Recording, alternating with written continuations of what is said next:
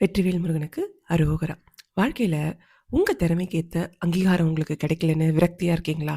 வேலை செய்ற இடத்துலயும் சரி, உங்க நண்பர்கள் மத்தியிலயும் சரி, இல்ல உங்க சொந்த வீட்லயும் சரி, உங்க திறமைக்கு ஏத்த மாதிரி உங்கள யாருமே வேல்யூ பண்ணலையா?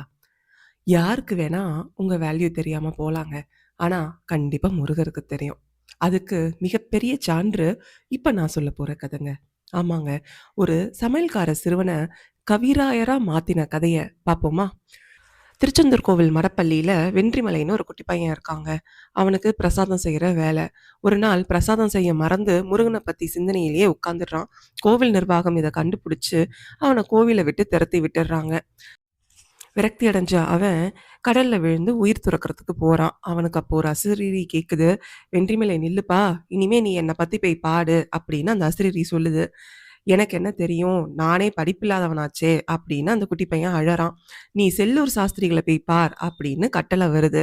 உடனே அவனும் செல்லூர் சாஸ்திரிகளை பார்க்கறதுக்கு போறான்.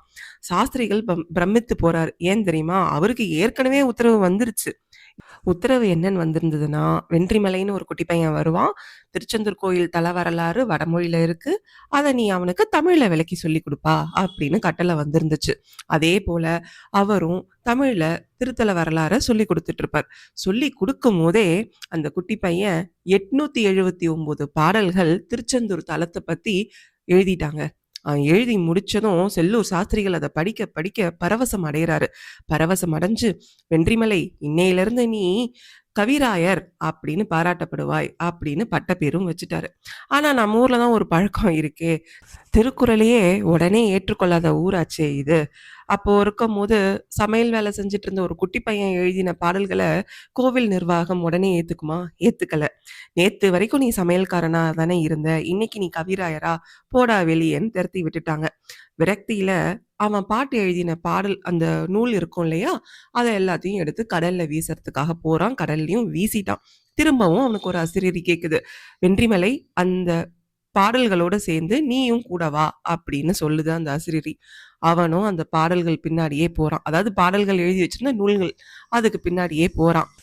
அந்த பாட்டு கட்டுலாம் எங்க போகுதுன்னா ஈழத்தை, அதாவது சிலோனுக்கு போய் சென்றடையுதுங்க. அங்க இருக்கிற முருக பக்தர்கள்லாம் என்ன பண்றாங்க, அந்த பாடல்களை ஏத்துக்கிறாங்க. எல்லாரும் பாராயணம் பண்ண ஆரம்பிக்கிறாங்க. அந்த ஏட்டுல இருந்து எல்லாத்தையும் பிரதி எடுத்து நிறைய மக்களுக்கு அதை கொடுக்கறாங்க. எல்லாரும் பாராயணம் பண்றாங்க. இந்த சமயத்துல அங்க எல்லாருக்கும் ஒரு விதமான விஷக்காய்ச்சல் பரவுதுங்க. அந்த விஷக்காய்ச்சல் யார் வீட்டுலலாம் இந்த தல வரலாறு இருந்துச்சோ அந்த வீட்டுல அந்த விஷக்காய்ச்சல் பரவல. இத ஒருத்தர் கண்டுபிடிக்கிறாரு. யார் வீட்லலாம் அந்த தல வரலாறு இல்லையோ எல்லாருக்கும் அதை பிரதி எடுத்து கொடுக்கறாருங்க. இப்படி இலங்கை முழுவதும், ஈழம் முழுவதும் நம்மளோட திருச்செந்தூர் தல வரலாறு பிரதிகளா போய் சேருது. எல்லாரும் தங்களை நோய்கள்ல இருந்து காப்பாத்திக்கிறாங்க. இப்ப திருச்செந்தூருக்கு இந்த தகவல் வருது. இப்ப கோவில் நிர்வாகம் போய் அந்த அடிப்படையில அவர் எழுதியிருப்பார் இல்லையா, வென்றிமலை ஒரிஜினலா ஒரு நூல் எழுதியிருப்பார் இல்லையா, அதை கோயில் நிர்வாகத்திட்ட கொடுக்க சொல்லி கேட்கறாங்க. ஆனா கோயில் நிர்வாகத்துக்கு அது கிடைக்கலங்க. கோயில் நிர்வாகத்துக்கும் பிரதி, அதாவது ஜெராக்ஸ், அதுதான் கிடைக்குது. இன்னைக்கும் கோவில்ல வென்றிமலை எழுதினிய 879 பாடல்கள், அதாவது திருச்செந்தூர் தலத்தை பத்தி எழுதின பாடல்கள் இன்னும் கோயில் நிர்வாகத்துல இருக்கதாங்க செய்யுது. இப்படி முருகர் சமையல்கார சிறுவனா இருந்தவன கவிராயரா மாத்துறாரு. அப்படி அவனுக்கு அருளிய முருகன் நமக்கு அருள மாட்டாரா? ஆகவே உங்க தகுதிகளை மட்டும் வளர்த்துக்கோங்க. மத்த எல்லாத்தையும் முருகன் பார்த்துப்பாரு. முருக பக்தி இருந்ததுன்னா, முருக மேல நம்பிக்கை இருந்ததுன்னா, கந்தன் தருவான் எதிர்காலம். வெற்றிவேல் முருகனுக்கு அரோகரா.